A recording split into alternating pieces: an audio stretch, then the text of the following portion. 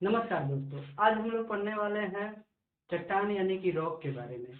कल के वीडियो में हम लोग जाने थे ज्वालामुखी के बारे में, वॉल्केनो के बारे में। अगर पहले की वीडियो आप लोग नहीं देखे हैं तो हमारे चैनल के प्लेलिस्ट में जाके देख सकते हैं। आज हम लोग इस वीडियो में बात करने वाले हैं चट्टान यानी कि रॉक के बारे में। रॉक के कितने प्रकार होते हैं और उनके उदाहरणों को जानने वाले हैं। तो सबसे पहले हम शुरू करने वाले हैं चट्टान किसे कहते हैं, ठीक है। तो जैसे कि यहाँ पे आप लोग को हम बता दें कि स्थल मंडल में पाए जाने वाले सभी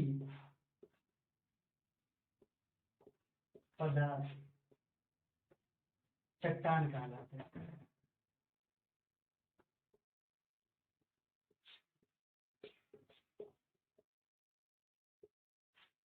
स्थल मंडल में पाए जाने वाले सभी पदार्थ क्या कहलाते हैं? चट्टान कहलाते हैं। यहाँ पे हम लोग बात कर सकते हैं कि स्थल मंडल में पाया जाता है खनिज, और खनिज से ही किसका निर्माण होता है? चट्टान का, ठीक है। या ये भी हम कह सकते हैं कि चट्टान में क्या पाया जाता है? तो खनिज पाया जाता है, ठीक है। अब यहाँ पे हम बात करेंगे कि चट्टान का अध्ययन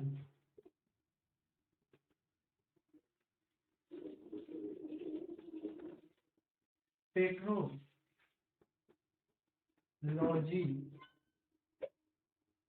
कहलाता है।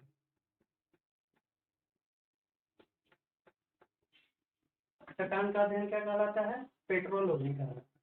अब हम बात करेंगे चट्टान के प्रकार के बारे में, चट्टान का निर्माण कैसे होता है। तो सबसे पहले क्या होता है? सॉरी, सबसे पहले होता है ज्वालामुखी क्रिया होता है। क्या होता है? ज्वालामुखी क्रिया होता है। जब ज्वालामुखी क्रिया होता है तो इससे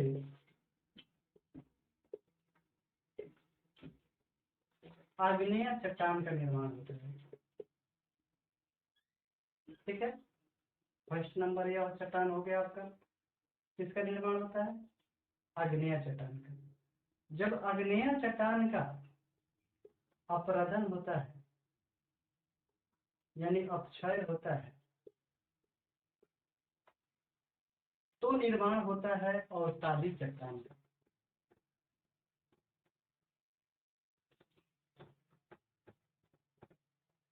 दूसरा चट्टान कौन हो गया?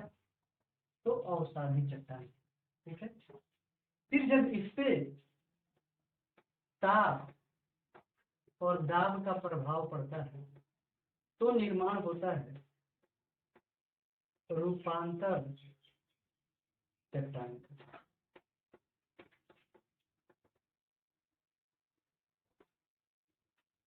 रूपांतर चट्टान तीसरा चट्टान हो गया।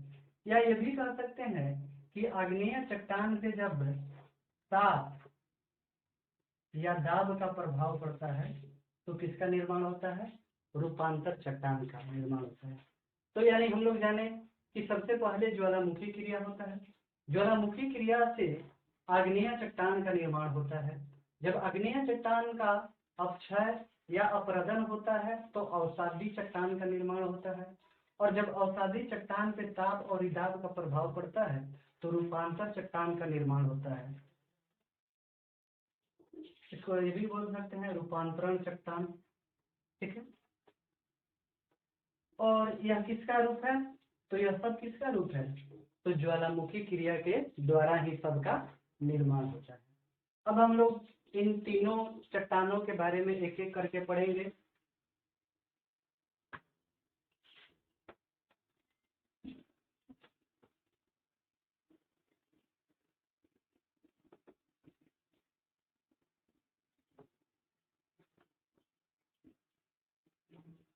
सबसे पहले हम बात करेंगे आग्नेय चट्टान का।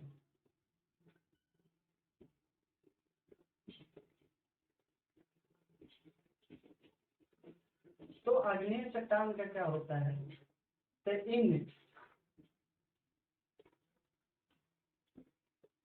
चट्टानों का निर्माण जो होता है मैग्मा द्वारा होता है।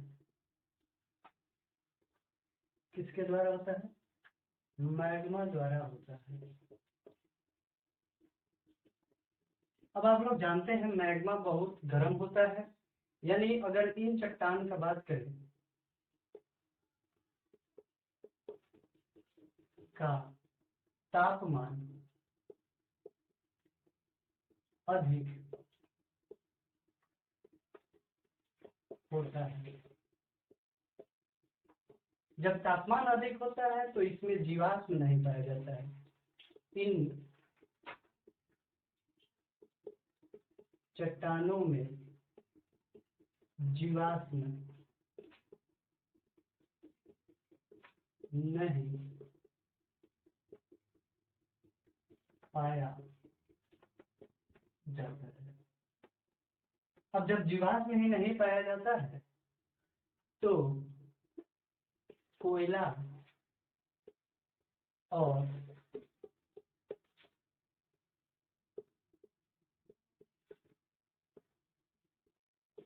पेट्रोलियम नहीं पाया जाता है। यानी कि इसमें कोयला और पेट्रोलियम भी नहीं पाया जाता है। इससे या इन चट्टानों में धातु पाई जाती है।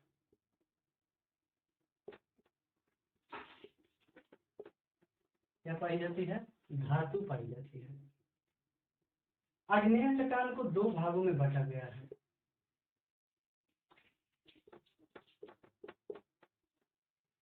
एक हम लोग कहेंगे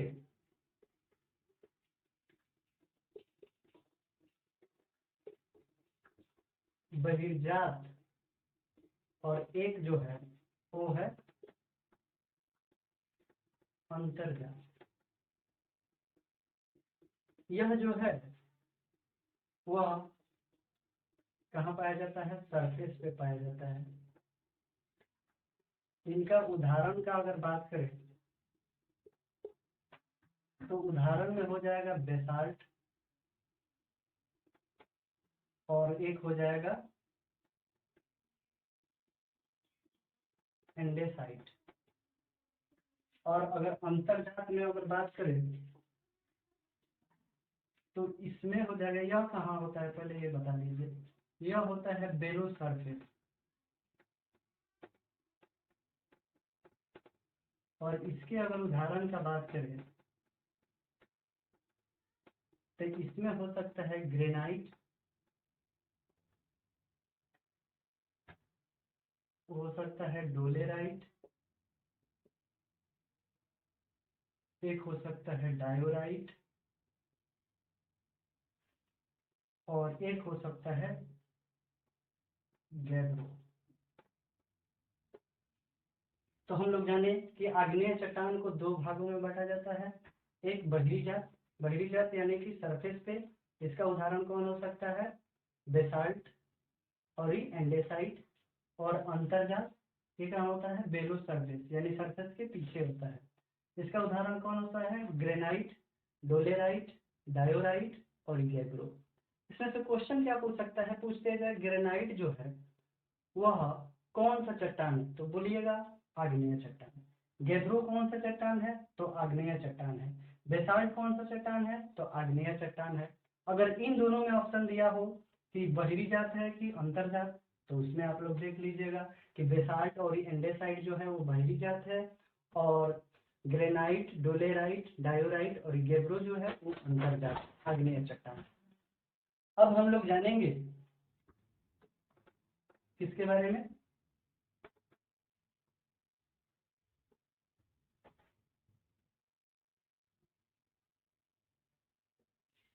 तो अब हम लोग जानेंगे दूसरा सेडिमेंट्री रॉक यानी कि अवसादी चट्टान के बारे में।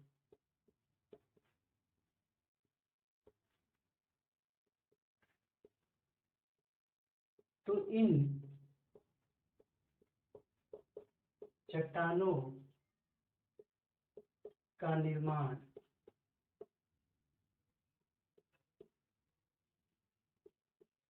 अवसादों के जमाव से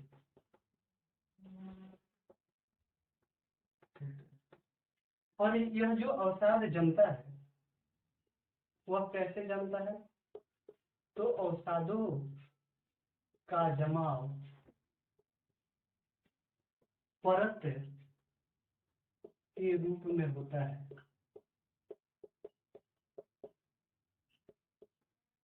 इसलिए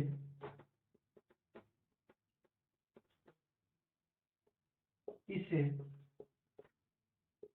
परतदार चट्टान भी कहते हैं।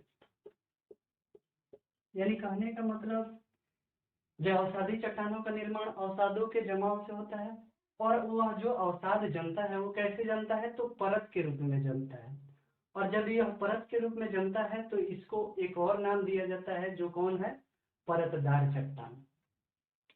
अब बात करेंगे इन चट्टानों में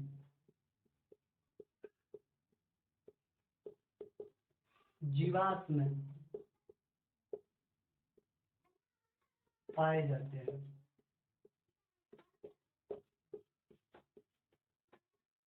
जब जीवाश्म पाए जाएंगे तो इन चट्टानों में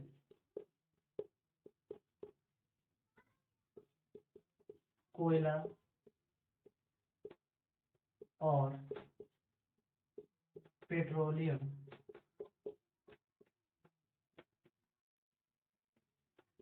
भी पाया जाता है। ठीक है, अब इसके उदाहरण के बारे में हम लोग जानेंगे।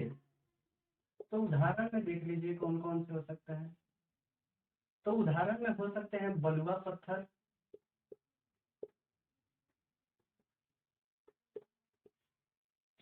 हो सकते हैं चूना पत्थर,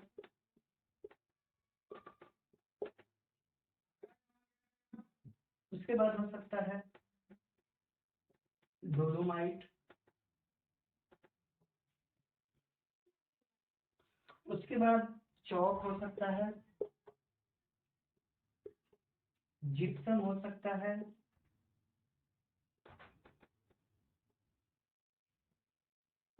अबरख और कोयला भी हो सकता है। यानी अवसादी चट्टान का उदाहरण कौन कौन है? तो अगर पूछेगा बलुआ पत्थर किसका उदाहरण है तो कौन से चट्टान का? अवसादी चट्टान का। चूना पत्थर किसका उदाहरण है? तो अवसादी चट्टान का। डोलोमाइट किसका उदाहरण है? तो अवसादी चट्टान का। चौक किसका उदाहरण है? तो जिप्सम। चौक किसका उदाहरण है? तो अवसादी चट्टान का। जिप्सम किसका उदाहरण है? तो अवसादी चट्टान का। अबरख किसका उदाहरण है? तो अवसादी चट्टान का। कोयला किसका उदाहरण है? तो अवसादी चट्टान का। अब हम लोग एक तीसरे के बारे में जानेंगे जिसका नाम है रूपांतरण चट्टान।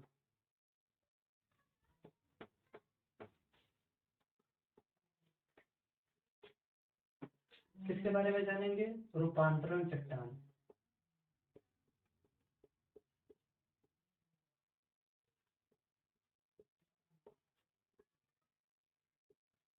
इन चट्टानों का निर्माण कैसे होता है?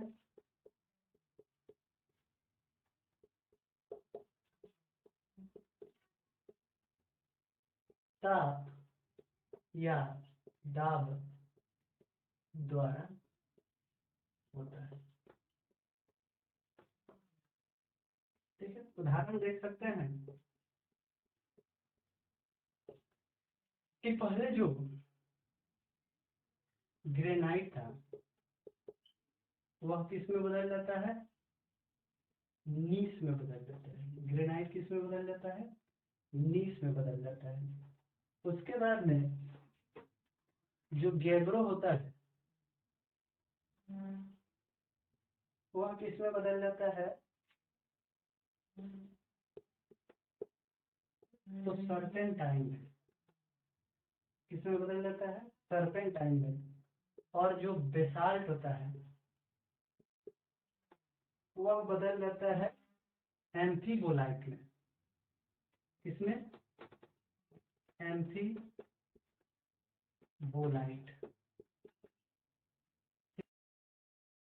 उसके बाद सैंडस्टोन यानी कि बलुआ पत्थर, वह बदल जाता है आपका क्वार्ट्ज में।